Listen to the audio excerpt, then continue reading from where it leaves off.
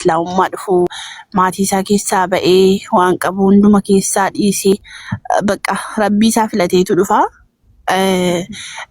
Isa kana namni hundiyyuu hin beekaa. Gizee sanatti hiriyaallee dhabuun, maatii dhabuun, waan qabduu dhabuun bakka waan danuutu jira. Ana wanti kun hundiyyuu na mudatee jira. Garuu alhamdulillah namni obse waan guddaatti ba'a waan ta'eef wanti nan kaleessa dhabe hundi isaatiiyyuu fuulatti deebisee jira jechuudha. Akka gaafa sanaa miti. Garuu gaafa duraa akka waan bakka kophaa taataa islaamummaadhaaf rabbiidhaan alatti jarri kan bakka maatiin kan kollee kiristaanaa musliimni illee durumayyuu hin jiru garuu jara sanayyuu immoo durumayyuu waliin jaalatan warra musliimaa kana badaa hin jedhanu. Naa duraan ma'armeen kan kolleen dubbistu turte waggoota dheeraadhaaf waan islaamummaa fudhadheef sababa tokko malee islaamummaadhuma jecha firarraa ba'ee maatiirraa ba'ee ture. Alhamdulillah garuu qasuma qassedhaa suutuma suutaanii walumatti deddeebi'u jirra ammaa siin jedha. Maashaallah. Garuu ani baay'ee sabboontu wallaahi dhugaa dubbachuudhaaf islaamummaa qofa islaamummaa fudhachuudhaaf islaamummaadhuma fudhadhee qofa bakka maalin beeka namni akka kan kootiitti namni hundiyyuu akkasuma jedhamtiire namni akka kan kootiitti rakkinni mudatee namaanillee jibbamee namni baay'ee rakkate jiraadhee hin yaaduun. Akkasidha garuu alhamdulillah. Akkas. Hayyee buleettii keenya sifan hedduu galatoomii wallaahi baay'ee namatti tola. Egaa karaan islaamummaa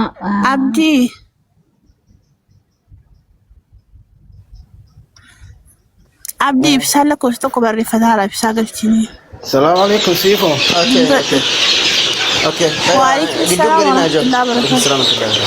Wala gaafatanii boodara dubbistu. Okay. Eshi. Hayyee sifan karaan islaamummaa akkuma beekamu qormaata qorumsa baay'ee qaba. Maaliif sababni inni qormaata qabuufis immoo wanta qulqulluudha. Wanta gaarii irratti yeroo baay'ee ni qoramta. Wanta badaa irratti namni sitti dubbatu iyyuu hin jiru. Fakkeenyaaf gaafati amma duriyyee taatee akka barbaadde taatee jireenya namni sitti inni naaf jiraattu maaf akkas goota maaf akkas ta'e illee namni siin jedhu hin jiru. Akka barbaadde fandalaaltee jiraatta jechuudha. Garuu gaafati karaa qajeelummaa qabu karaa sirrii irratti deebitu namni hundi si hawwa. Maaliif milkaa'a karaa sirrii irra maaf deema namni jedhee immoo karaa baay'eedhaan lolli sitti ka'uu danda'a. Hinaaffaan sitti ka'uu danda'a. Fakkeenyaaf itoo karaa deemtu gufuu baay'ee si rukuta. Gufuun sun immoo dudduubatti si haa'atu hin taane amma fakkeenyaa yeroo deemtu gufuun ati gufattu yookiin dhagaa yeroo si rukutu gara fuulduraatti si darba malee gara dudduubatti si hin darbatu. Kana jechuun immoo fuulduratti deemu fakkeenyaaf yeroo gufuu si rukutu sanaaf gara fuulduraatti si haa'a gara dudduubatti si na'u. Kana jechuun gufuun rukutee itti dudduuba kee hin deebitu yookiis immoo kaayyoo imalarra jirtu sana addaan kuttee hin dhaabdu. Idduma gufuu si rukute sana yookiin immoo idduma kuftee sanaa kaateeti lafa manaa deemuudhaaf yookiin immoo qaqqabuuf manaa baate sanarra geessaa. Gufuutu na rukutee yookiin immoo nama na arrabsee yookiin nan kufe jettee waan manaa baateef sana dhiiftee manatti hin galtu. Dirqama kee irigdeemuuf yookiin immoo bakka tokko gara bakka tokko imalarra jirta taanaan chaalenjoota karaa sanarra si mudatan hundumayyuu dabarsitee lafa manaa baateef sanarra ga'uun dirqama keeti. Kanaafiyyuu islaamummaa jechuunis akkasuma karaa qajeelaa amantii qajeelaa rabbiin jaallatee ilmaan namaatiif filatee kenne waan ta'eef gaafa ati karaa kanarra buutu gaafa ati gara rabbi kee tokkichaatti deebitu namoota baay'eetti wanta ati gootu kun dogoggora fakkaateetti mul'ata. Kanaaf maal siin jedhu maaliif akkas taatee kaleessa akkasittiin tajaajilaa kaleessa akkasittiin waaqessaa kaleessa akkasittiin waldaa keessatti aarsaa kaffalaa har'ammoo akkamittiin arrabni kee kana dubbata akkamiin Yesuusiin gantaa namootuma baay'ee si jaallatan obbolaa kee harmee kee abbaa kee obboleessi kee ollaan kee hiriyoonnata onlaayinii irratti beektullee namoonni baay'ee waan hedduu siin jechuu danda'u. Garuu waan si baasu sana immoo maatii kee toon taane hiriyoota kee toon taane si qofatu beeka jechuudha. Kanaaf fakkeenyaaf amma wantoota addunyaa kanarra jiran hundumaa keessaa warqii fudhadhu. Warqiin itoo akka miidhagina ishiiti, akka bareeduma ishiiti, akka gatiin ishii qaalii ta'etti warqiin tuqamuu hin qabdu ture. Si galee garuu warqittiin maal taati? Abidda keessa buufamti, hin dhangalaati, achi keessaa baati, burruusa reebamti. Waan bareedduu taate sila qulqulluu taateef immoo warqittiin maalidha hin baddu yeroo bidda keessa buutus isheen maalidha warqiidha yeroo burruu sarreebamtus maalidha warqiidha dhangalaatee kaatee burruu sarreebamtee waan meeqa taate babbareeddee bifti ishee hedduu bareedee namatti mul'atte achi booda immoo gatii ishee qaalitti gurgurama isayyuu barbaadamte warqee orjinaal seeraan iyyuu hin argamtu iddoo hedduutti iyyuu hin argamtu jechuudha gatii ishee qaalii ta'e barbaadanii bitatu sababii kanaaf iyyuu islaamummaa jechuun akkasuma warqii jechuudha kanaaf iyyuu karaa warqii kanarra yeroo deemtu immoo isa kaleessaa caala namoonni hedduu jaallattu mararsiifattee itoo waan lubbuu qayyaruuf hin danda'ame lubbuu kellee kennituuf qooda isaanillee fudhattu si balaaleffatu gaafati karaa sirrii kanarra deebitu jechuudha. Kaayyoon kee immoo nama ta'uu hin qabu harmee kellee yoo ta'e gaafati duute gaafa hojii addunyaa kanarraa boqotte wabiillee siin darbitu. Addunyaa kanarratti si jaallatti malee waan humni ishii danda'u si gargaaruu dandeessi yoo ta'e rakkina tokko mudamtellee malee gaafa guyyaa du'aa guyyaa qiyaamaa sana eenyu namni tamma feete jaallattu wabii si darbu hin jiru. Lubbuu kee kanaaf itti gaafatamummaa suma. Kanaaf iyyuu immoo karaa sirrii karaa qajeelaa fudhatte waan ta'eef isa sirriirra deemaa jirta imala gaariirra jirta waan ta'eef namoota bukkee keetiin maaf akkas goota siifan siin jedhanii gurra kennuufillee hin qabdu akkuma kaleessa waan hundayyuu gurratti qabuu dhiistee bira tartee karaa keessa sirriirra qajeelaa turte sana hammayyuu imalli kee duraa ta'u siin jedha dhaamsa obbolummaa sii qabu kanuma jabaadhu siin jedha rabbi islaamil sirrii jazaan kee rabbi siif haa kaffalu jannata akiraatiin. Maashaallah hedduu namatti tola itti fufii nagaafadhu. Hayyee sabboontu rabbiin walumaan nu haa milkeessu. Sin gaafadha hayyee garuu si gaafachuudhaan duratti ammallee dhiifammoo wajjiniin waan lama argee tokko maal ture maaltu sii galee naan deemte garuu dhiiraaf jettee deemte gaaffi kuni. Tokkommoo anis islaamummaa kana qabachuudhaaf jedheen nan sodaadhe kanuma sodaadhe rakkina kana sodaadhe jedha jara kana lamanii waa jechuun barbaada dhiifama wajjiniin tokkoffaa irratti islaamummaa qabachuudhaaf jedheen rakkoo kana sodaadhe inni jette suni hin sodaatini sababni isaayyuu namni kan inni qoramu jechuudha gaafa karaa dhugaarra dhufe yookiin gaafa bakka dhugaa dhufeeyyii qoramaa jechuudha kanaafiyyuu hin sodaatini. Kana sodaachuu qabdu rabbii tokkichaa akkamiin ta'a gaafa du'e eenyu na wajjin namni tokko nu waliin hin deemu gaafa sana kanaafiyyuu sodaatanii islaamummaa irratti qoramuun waanuma jechuun warri islaamummaa fudhatan dhuunfaan nuti rakkina xixiqqoo kana miti warri nuun dura islaamummaa fudhatan aarsaa meeqa akka kaffalaa turan rakkina meeqa maal keessa akka darbanii namoonni beekan jiru jechuudha. Kanaafiyyuu sodaatanii lammaffaa immoo dhiiraaf jettee deemte ni jedhu yeroo baay'ee nagaafii kana waan kana na ajaa'iba maaliifi kiristaanummaa keessallee dhiirri ni jira hoo maaliif akkas jettu islaamummaa qofatu dhiira qabamoo gaafa akkas jettan of arrabsaa jirtu waan ta'eef kiristaanummaanis dhiira qabaa waldaa keessan keessallee dhiirri jira baqa obboloonni keenyallee kiristaana waan ta'aniif dhiirri achillee ni jira asillee ni jira waan ta'eef of hin arrabsinaa saniin jedha. Sabboontu waan kana yeroo baay'ee na aarsa beektaa dhiiraatti dadhan gidee jedhan of arrabsu waan ta'eef na aarsaan immoo nama rarru gidee isaan of arrabsan. Asirratti siifan dhiira jechuun amma fakkeenyaaf macaafni qulqulluun iyyuu ni dubbata. Jannanni miila abbaa manaa jala jira jedha. Kanaaf iyyuu fakkeenyaaf dhiira musliimaa argattaniitti heerumnaan iyyuu isin iyyuu carra qabeeyyiidha. Warri dhiiraaf jettan jechuudha. Dhiira musliimaa jechuun warra rabbii isaa sodaatu warra rabbii tokkichaaf jiraatu warra haqa ati manaa tokko abbaa manaarraa qabdullee beeku waan hundumaa kan fahame jechuudha kan beeku jechuudha. Kanaaf warri dhiira jettanii carraa akkasii argachuun iyyuu waan bareedaadha jechuudha. Akkasuma immoo warri immoo kiristaanaa yoo dhiirri kiristaanummaa keessa hin jiru ta'e isa kana isintu beekanu waan beeknullee hin qabnu dhiiraaf yoo ta'e jinjanaa paastariiniitu tajaajilaa jiru iyyuu charchii gubbaarratti nama waaqayyoo taate jettuun inni immoo keessan dhufee koomentii lubbuu siin jedha jinjanaa warra kiristaanaa caalu hin jiru jechuudha dhugaa dubbachuuf taananii ni beekna jechuudha arginis amma itoo waldarraa tajaajilu atasii gubbaarra nama waaqayyoo jettee wajjiniin haasofte inni immoo keessan dhufee lubbuu koo nagaan siifaa ta'u waaqayyo suma naaf kennee jedha. Jinjanaan isaan caala nama janajjanan iyyuu hin jiru. isa kana kan keessa nutti himachaa jirtu jechuudha. Nuti amantaa islaamummaa lubbuudhaaf malee dhiiraaf miti.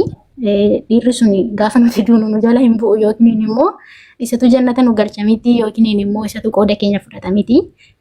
Kanaaf dhiiraaf jecha warri jirtan kun goyummaa keessanidhaan gowwomtan malee dhugaa dubbachuuf taanaan waan barbaadaniif hojjettan islaamummaadhaaf lubbuu keenya kenneen iyyuu dirqama. Murteessinee ilaallee hubannee barannee gaafanneetu gara amantii kanaa dhufne waan ta'eef dhiira mitiiti waan barbaadaniif deemaniif hojjettanii yookiin dudduuba nu deebisuun da'uun kun riqicha nuuf ta'a. Nuuf jechuunis hin jettanii riqicha imala keenyati malee wallaahi dudduuba nu deebisu jechuudha. Dhiira taanaan kiristaana keessa iyyuu hin baanu tureetoo dhiiraaf ta'e iyyuu kiristaana keessaa hin baanu isaan caalamaatti nama janajjanu hin jiru jechuudha. Paasteroota gurguddaan maqaan isaanii piroofeetii, apoosteelii, ergamaa, raajii jedhanii barreeffatan lubbuu namaa jedhu keessan jinjanaa toofeeni maaliif deemna nuti achi keessaa? Kanaaf nu islaamummaa lubbuu fudhanne malee qoosaaf miti, jinjanaaf miti. Akkasuma immoo amantiin islaamummaa amantii irratti qoofamullee miti, amantii itti qoosanillee miti jechuudha. Akka kanatti hubadhaadha. Jabaadhaa eebbifamaa. Ilma dhiiraa waaqessuu baqannee deemne malee dhiira hin barbaannedhaani. Ilma dhiiraa waaqessuu dhiisnee deemne nuti. Ilma dhiiraaf isa gannu, obboleessa keenyaaf isa gannu. Rabbi tokkicha ilma dhiiraa uume sana isa Yesuusiin uume sana isa Yesuus waaqessu sana isa Yesuus halkan guutuu adda isaan gombifamee sagadaa fi bule sana isa waaqessuuti. Kanaaf deemne nuti. Yalla siifanitti fuudha. Hayyee sabboontu dheeressine illeedha. Dhiifamanuu godhaa jarri jalaas jarri gubbaas. Sabboontu hayyee ati gaafa waldaa keessatti tajaajilamaa ati baay'eellee viidiyoo kan keellee argee jira. Tajaajilaallee turtee mee gaafa san akkamii erga islaamummaatti dhufte yoo akkamii nuuf ibsishi? Hayyee siifan galatoomii. Ani duraan dursa itooni ofii kiyyaa tajaajiluun eegalini yeroon tajaajilamaa turetti mudannoo tokko waan na mudate waan hin daganne keessaa guyyaa tokko na dhukkubee jechuudha. Garmalee na dhukkubee achiin booda mana yaalaallee deddeebi'aan ture na dhiisuu hin dandeenye gara halkan walakkaa yeroon ga'utti garmalee natti muddee na dhukkubee jechuudha. Natti jabaatee dhukkubichi achiin booda tajaajiltoota waldaa keenya keessatti tajaajilaniif akkanaa kadhataniif dawwalaniif turan silkii jechuudha halkan. Achi gaafa silkii dawwalaniif tajaajiltoonni kaan isaanii silkiin isaanii cufaadha. Sa'aatiin fagaateera jechuudha. Achi silkiin isaanii cufaadha. Kaan isaanii immoo hin kaasanii ture. Achi namichi tokko gambeellarraa gambeellachuun baay'ee nurraa fagaata garuu nama tajaajilaa sana beekutu jira. Tajaajilichi baay'ee ailanyaadha. Hafuura qulqulluudhaan hojjeta jedhu. Hafuurri baay'ee tokko ittiin hojjeta. Hafuurri waaqayyoo jedhu. Achiin booda isaaf dawwalan jechuudha. Achi gaafa dawwalanii fi tajaajilichi kaase silkii jechuudha. Gaafa silkii kaasu siistarii dhukkubaatii nama waaqayyoo akka kadhattaniif barbaadeen jedhe biraaziriini. Achiin booda haleluuyaa jedhee afaan haaraa dubbatee harka kee irra kaayee garaa ishee irra harka kee kaayee ittiin jedheen. Achiin booda ishee jedhee biraaziriin harka isaa garaa irra kaayee achiin booda afaan haaraa kana takee dubbatee maqaa Yesuus Kiristoosiin hafuurri du'aa ammatti ergamtee hafuurri du'aa qabdee jirtu jedhee narratti kadhate jechuudha. Akkan iyyuuf garuu nan hiisisnaani. Achiin nan nagaa garuu hedduu dubbachuullee hin danda'u. Akkasuma waan namni jedhu garuu nan nagaa. Achiin booda hafuurri akka maatsanii ishee ilmoo hin qabanneef itti hojjetamte hafuurri digimtii jedhee maatsanii ishiin kun akka ilmoo hin godhanneef waan itti hojjetame harka namaatiin jira. Amma hafuurri kun balaqqamsiisee hiisisee keessaa ba'a harka kee irra godhittiin jedheeni. Achiin booda biraaziriin narra harka isaan manarra kaa'inuma kadhataa umtuus iyyuu didee umtuus na balaqqamsiisuu didee jechuudha. Achiin booda kadhatee hafuurri kun gadhiiseera jedhe. Gadhiiseera jedhee saatii kanaa kaasee nagaa ishee iddootti deebiseera fayyitee jirti waan tokko hin taatu sodaatinaattiin jedheeni. Achiin booda amtuu ba'uudinaan dhiise jechuudha akkasittiin kadhatee bakka na dhiisuu didee halkan guutuu akkasumatti bulee ganama sinuma na dhukkubaa amma immoo ganama charchii nageessan. Achiin booda charchii nageessanii charchiitti immoo tajaajiltoonni soomsalootii qabu aduun kamisa ture guyyaa kamisaati. Achiin booda tajaajiltoonni biiroo keessatti wal ga'anii jiru warri itti gaafatamtoonni isaan naa kadhachuu eegalan jechuudha. Achi jilbeeffadhaati amma hafuurri kun hin gadhiisa hundi keessan ka'aa jilbeeffadhaa kadhadhaa jedhee tajaajilichi achiin booda ka'anii hundumtuu jilbeeffatanii kadhatu jechuudha. Achiin booda anis nan jilbeeffadhee dugda keessa dhufee na rukuteetu ol jedhe naan jedhe. Achiin booda ol jedhe harka isaa fidee akkasittiin quba isaa isa guddaa kanaa fi quba moggee taantu kana fidee sammuu koo keessa galche akkasitti jabeessee na qabe jechuudha. Achiin booda jabeessee na qabee dhufee dugda duubatti na dhiiba jechuudha na kuffisuudhaaf naan jedhee baqaanii gorora isaa baqachaa ture gorora natti biifa jechuudha. Achiin booda dugda duubatti na dhiiba jechuudha na kuffisuudhaaf if jedha ammas gorora isaa natti biifa if jedha natti biifa. Achiin booda kufuu jee amma sinima kadhataa na kuffisuudhaaf achi dudduubatti sammuu koo jabeessee na qabeera jechuudha harkaan baanee na dhiibaa kufuun dide ammas jechuudha. Achi booda kadhatee kufuu dinnaan achiin booda nagatan tarsi kufuun dide ammas inuma dide kufuu. Maaliif nan beeka afurri waan na tuqeen qabu waan ta'eef inuma kufuu dide achiin booda afura keessa galii naan jedhe ammaan kufuu dinnaan jechuudha. Afura keessa galii kadhadhu naan jedhe dhaqi jilbeeffadhu afura keessa galii kadhadhu jedhe. Achiin dhaqee ammas jilbeeffadhee ammas kadhachuu jalqabe. Achiin booda gaafa jilbeeffadhee ammas kadhadhu ammas dhufee natti deebi'ee takka ture ammas dhufee natti deebi'ee ka'inaan jedhee ammas harka isaanirra kaa'ee naa kadhachuu jalqabe. Ammas numan kufuu dide. Achiin booda sa'aatii kana kaasee afurri gosi gadhiiseera fayyiteetta nagaan keeddootti deebi'eera. Tsoomsalootii guyyaa 7 kadhadhu qabadhuutii naan jedhe. Ishiin jedheeni harka namaatu sitti hojjetamee jira naan jedhe. Guyyaa 7 tsoomsalootii qabadhuutii kadhadhu jabeessitii naan jedhe. Ishi jedheeni nan galee jechuudha. Inni tokkoffaa mudannoo kana yeroon tajaajilamaa ture keessatti mudannoo kanaadha yeroo hundaa kan hin daganne. Ammas deebisee iddan immoo ofii kee tajaajilu jalqabe immoo guyyaa tokko nan tajaajilaan ture dhugaa dubbachuuf taanaanii karaa toora imoo kanarra waggaa 3 akkas tajaajileera toora imoorraa nan tajaajilaan ture. Anattu wanti sun gaafii natti ta'a maaliif akka ta'e hin beeku jechuudha. Yeroo inni kadhachuu jalqabetti inuma iyyiti waan isaan namatti iyyate seexanatti iyyate waan isaan beeku. Yeroo nan kadhachuu jalqabee inuma iyyiti hundumti ishiin iyyiti jechuudha. Dhuftee namni naa kadhadhu jettee itoo nani maqaa Yesuusiin akkas ta'e hin jedhin ufumaa iyyuu jalqabdi yookiin kurruufuu jalqabdi yookiin boo'uu jalqabdi yookiin hafuura kutuu jalqabaa inni iyyiti. Achi guyyaa tokko waan hin daganne konfirensii wayii waldaa'onni nu waamanii konfirensii deemne. Achi macaafa qulqulluu lallabee xumuree gara kadhataatti gaafa seenu mucaan tokkos ta'e jirra jirti naa kadhadhu jette. Achiin booda kadhachaaf hin jira. Itoon kadhachaaf jiru ana furaamaa ifadhee tokko yoo hin qabu garuu iyyuu jalqabde ishiin akkasuma kadhata walii galaa kadhachaa jira iyyuu jalqabde. Ati maalidha jennaan budaadha jette. Ati maalidha jennaan xonqolaadha jette. Isin meeqa jennaan 5 jette. Maal fa'aadha jennaan afura budaa, afura xonqolaa, afura seexanaa hunda waamu jalqabdee iyyuusti. Achiin booda miseensa qabdaas keessaa naan eeyyee jette. Nama meeqa qabda jennaan nama 4 gajjallaa jira jette waami jennaan waamte maqaa isaanii jechuudha. Kottaa isinis miseensa keenya kottaa jette nama arfan gajjallaa jiran sana waamte. Achiin booda ol waammaddu hin jedheen achiin booda waammatte namni arfan gajjallaa jiran sun iyyaatu mul'uuf. Achiin booda gidduutti kolfatu na qabe aanayyuu jechuudha maalidha jedhee achi booda muutii qabadhe akka nama biisii ta'e wayii muutii qabadhee tanan kolfii na qabnaan kolfee jechuudha. Achiin booda iniyyuu isaan gajjallaadhaa dhufan 4 ishiin gubbaarra jirtu tokko nama 5 ta'anii geestii gubbaarraa iyyuu jechuudha. Afurri booda akkamitti iyyite jennaan iyyuusti ishiin jette iyyuusti afura xonqolaa itti qoba iyyuu. Achiin booda qobaan iyyisiise isaan afura xonqolaa qobaan iyyisiise. Afura budaa qobaatti iyyuusanii gizee torba iyyuusaa baadheenii akkasitti qobaatti iyyuusise. Inuma iyyuusu jarri. Yuusu isaan 5 wal gaanii jedhanii yuusu jechuudha.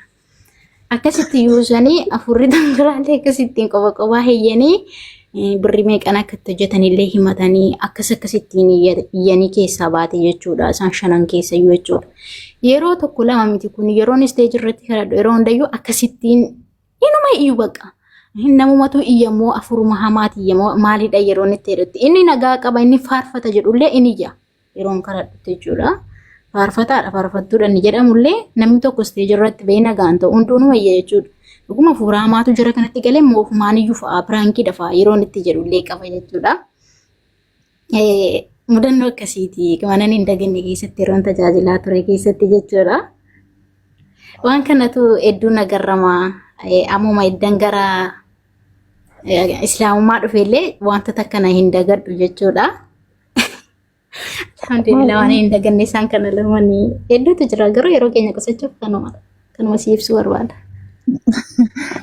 Inna baay'ee nama ajaa'ibaa. Innati sammuu kan koona qabeetuyyuu afuura hamaa bayi keessaa. Inni sun koo namni jaallatee hin iyyuu barsabboontu anuu baqa yaani erga sanaatiyyuu erga sana namaa gala beektaa. Amma yeroo sammuu kan keessi qabu sana harka isaa yaani harka cimaadhaan si qabe waan ta'e dhukkubbiin sun iyyuu nama iyyisiisa waan ta'eef namni iyya. Sammuu namni wanta kunoo nama guutuu irratti bayi keessaa afuura maalii bayi keessaa yoggoti jettu yoo na sheemisi dhala.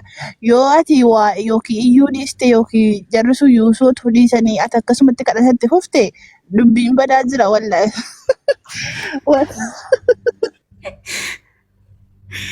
Wallahi amma fakkeenya sabboontu ati akkota afuura budaa jennaan utuu yuusuu dhiisanii callisaniituma siin taaggalanii jarri si yuusanuu ati numa kadhatta jarri yuusanuu inni kun achitti waan biraa fakkaata beektu nama yeellaa isaa jarri jalaallee yeella'u tajaajila warri tajaajilaman illee yeella'u jechuudha maaliif wal qabaniitu iyyuu sa'aatii yeroo walitti fudhataa jiru waan ta'eef namni iyyeetumayyii bakka wal furra jedha malee dafneetumayyii bakka iyyineetu. Wallahi numa iyyiiti immoo dhuftee dhugaa baati barre kinoo ammoo yoo jiraate ragaa kiyya ammoo yeroo sana beeka waliin tajaajilaallee turre ammoonni beeka. Inuma iyyiti dhuftee immoo borumti isaa dhugaa baati tokko immoo ton gubbaarraa kadhachaa fi jiru. Ishiin tokko immoo yeroo raajii maskiinii karaa imoodhaan maqaan koo maskiidha. Itoo ebeluuf kadhachaa jirtuutiin ani immoo gajjallaadhuma taa'ee amantiidhaan ameen jedhee achi booda nan fayyee jettee immoo dhuftee dhugaa baati fa'aa jechuudha. Dhugaa dubbachuuf yeroo sana namichi waldaa hundeessi tajaajilaa wajjin tajaajilaa turre ati kadhadhuuf naan jedha jechuudha. Namoota hedduu dabarsinatti kenna ati kadhadhuuf waaqayyo siin hojjeta fa'aa naan jedha. Aarsaa akkasii kaffalaa turre jechuudha. Amma garuu iddaan gara islaamummaa dhufeetti namoonni yeroo sana waliin tajaajila koollee beekanii tu waaqayyo akkasittiin siin hojjetu ayyaana waaqayyoo humna waaqayyoo ulfina waaqayyoo fuutee lafa keessee akkamitti arrabni kaleessa Yesuusiin waaqessaa ture sun akkamittiin har'a deebi'ee waan biraas waame akkamittiin dandeesse waan biraa waamtee arrabni kee sun akkamittiin waan biraa dubbachuu danda'e faanaan jedhu jechuudha. Guyyaa tokko mucayyoo hiriyaa koo tokko duukaan haasa'aa jira goddanyaa kooti. Achiin itoon haasa'aa jiru wallaahi ittiin jedhe. Achiin achumaan nashiidaa tokko madiinaa dhaquufanii kan jedhu san. Madiinaa dhaquufanii dhaqee obbolaa koo arguufanii zamzama achi dhugee dhukkubaa honnee koo fayyuufanii kan jedhuun nashiidaa sanan jedhe too shifaana dubbachaa jiru. Achiin maskiyee jettee wayyee jennaan ani mee hanga har'aatti musliima ta'uu kee namannee naan jette. Achiin maal jechuudha jennaan arrabni keeti kaleessa Yesuusii waaqeffachaa turte Yesuusii waamaa ture suni deebi'ee waan biraa waama jedhee guyyaa tokkoyyuu yaadeen beekuu naan jette. Dhiisi kaanii nafeen jedheen barichuma faana darbee amman jiru wanta akkasiin jedheen. Achi mucattii sun hin booche jechuudha yeroo akkasittiin jedhutti hin booche naa dawwaluuf aabaqatti dana musliima ta'ee yeroo sagalee koo dhageessutti ni booche jechuudha.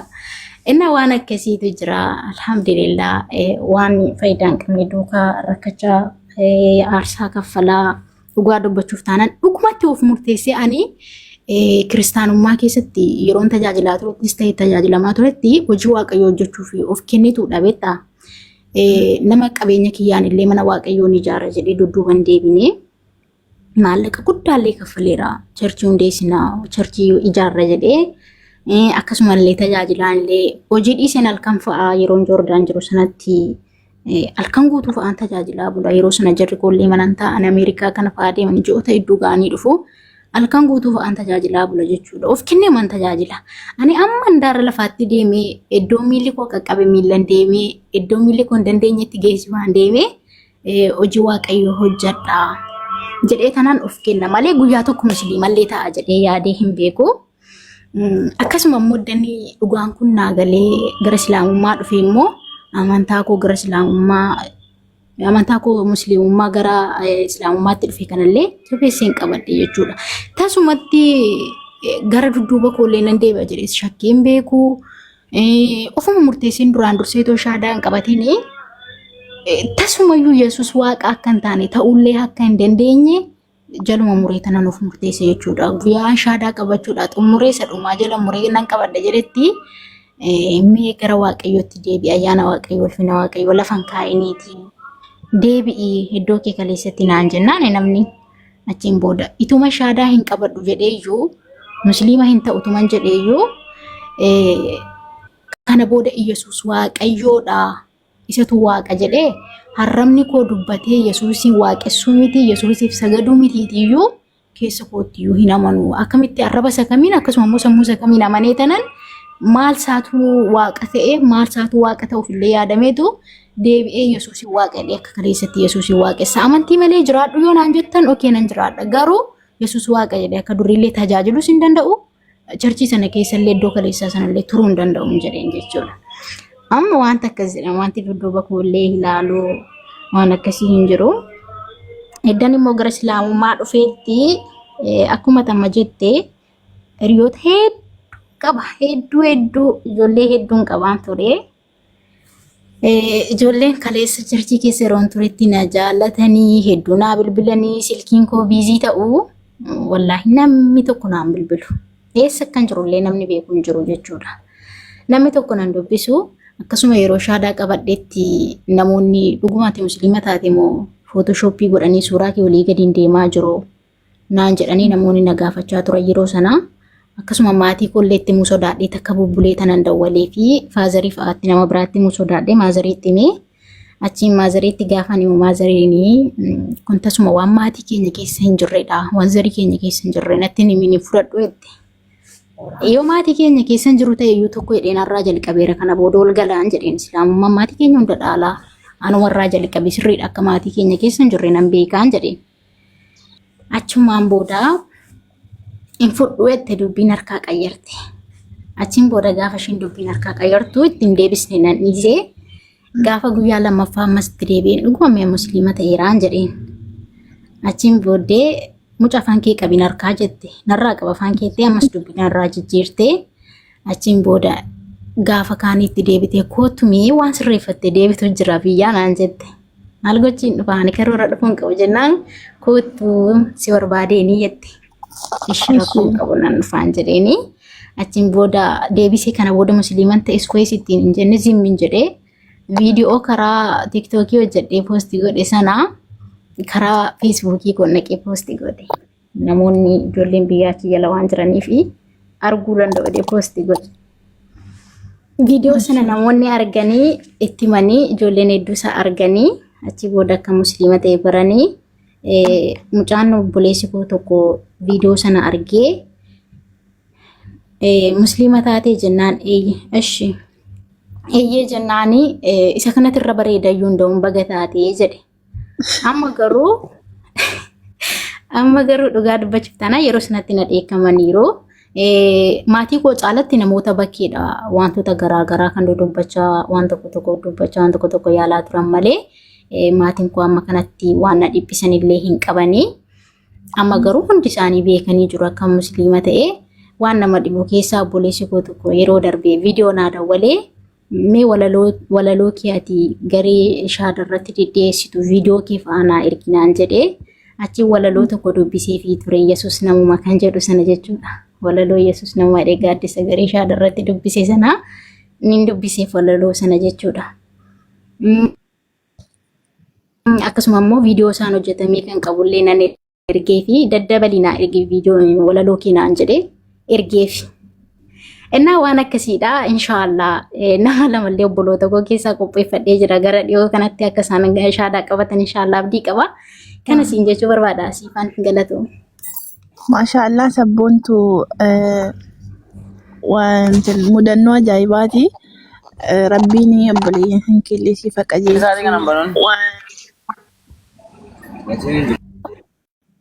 Rabbiin obboleewwan kan keellee siifa qajeelchuu maatii kan kee guutuu rabbiin islaamummaa siifaa badhaasu sillee islaamummaa si badhaase rabbiin irratti sabaata siifa kennu rabbiin si haa jabeessu hunduma keenya iyyuu rabbiin istiqaamaa nuufaa kennu mudannoo ajaa'ibaati sillee gaafa achi keessa turre akkasuma yaa rabbiin achi keessaa nu baasee ilma namaa gabbaruu jalaa nama waaqa jechuurra nama nyaatee dhuguun rabbiidha jechuurra rabbiitu dhufee lafarra deemaa ture jechuurra rabbii kana hundi jalaa nu baasee alhamdulillahi galanni kan isaati. Rabbiin ammallee nama bakka guddaa ga'u nama waliin milkaa'u hunduma keenya nu haa taasisu. Maatii keenya illee nuuf qajeelchee waliin nu haa milkeessu. Akkasii namootatti dheeressinee jirra natti fakkaate. Asumatti gabaabsinuu dhiifama nuu godha. Sabboontu hedduu galatoomii ulfaadhu. Rabbiin Amiin. waa milkeessu obboleettii kiyya qaalii. Ayyee galatoomii siifanaatillee maayikiis ni deebinee irra galatooma. يا سلام يا سلام يا سلام يا سلام ميرتين وقلت تجولين هرتين ملال لال دركم مامبرا كميرة كيسا قال لي كيف نقول أنا برا ما شاء الله ما شاء الله والله يا قفل أتود إيرتين لي وان أما كبو وان هدونا متلو واني أني لا إيران جدمو والله بريدة دا كان يجعله أتود إيرتين يو بريدة سبب بينسا نمتو إروا برتا نمتو إروا برتا keessafuu namoonni baay'een dhugaan galee fi islaamummaan galee fi garuu sodaa maatiitiif sodaa jaalallee booyfirendii garlifirendii jedhan kanaaf jecha namni baay'een otoo islaamummaan galee fi jiru kufrii keessa taa'a. Wantoota akkasiitiif jecha barumsa guddaa qaba jedhee itti yaadeeti wanni sagantaa isinii kenne. Inshaallah yoo Rabbi jedhe guyyaa biraa immoo asirraa kaaftanii itti fuftanii isin lamaanuu jechuudha. Sabboontuun gaaffii tokko malee hin gaafatamne gaaffii hedduu ganaa gaafatamti. Inshaallah biidhnillah nama gaaffii danuu baay'ee gaafatanii ofii tokkitti gaafatamanii hafuun hin jiru. Guyyaa biraatti fuftan inshaallah biidhnillah.